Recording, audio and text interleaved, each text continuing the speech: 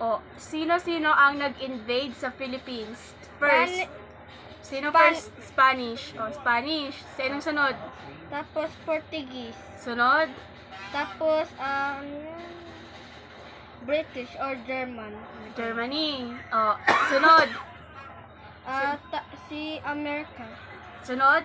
Tapos Japanese. O, sino nanalo? America or Japan? America. O, ano ang pinakamalaking continent?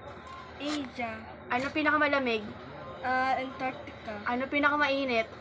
Africa. Saan nakikita ang France na continent?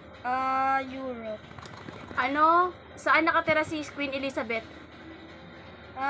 British. Sa Britain, colony mo. British United Kingdom. Oh, United Kingdom. Ano pa? Anong language ng Amerika? English. Anong language ng Italy? Italian. Ng France? Hindi ko alam. Na-forgot ko. Na-forgot mo? Yung Japan? Japanese. Yung Korea? Korean. Yung Thailand? Thailandese. Galing naman ang aking ano. Ano pa alam mo mga continent? Anong gusto mo maging?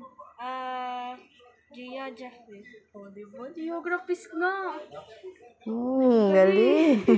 Mas magaling pa kay ate yata to Nanonood kasi siya kanina talaga ng tungkol sa war. Yan niya yung pinapanood niya lagi. Mga ano pang alam mo? Mga theory. Theory? Oo, sa mga bansa. Ano yung ngayon? May chance yung Russia ay i-invade yung Ukraine, alam mo. Ukraine. Totoo nga. Kasi binabalita na ngayon yung Russia tapos Ukraine nag-war ngayon, 'di ba? Tapos ano pa? Si China ay scared of the Philippines. Bakit? Kasi nanood ko lang tapos hindi ako na-learn. Siya nag-learn. Asan ka nanonood ng ng mga ganyan?